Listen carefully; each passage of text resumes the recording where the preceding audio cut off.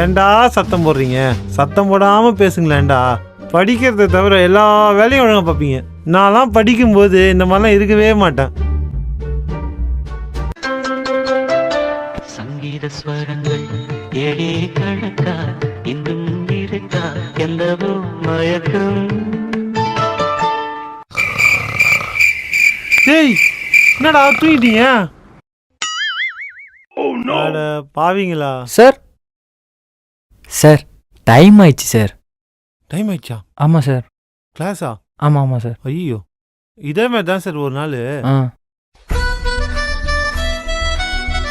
ம் ஆ ஓ ஓ ஆ என்ன பேசினே போகிறான். பில் அடிச்சுத்தான். சாரி சார், என் கிளாஸுக்கு டைம் ஆயிடுச்சு.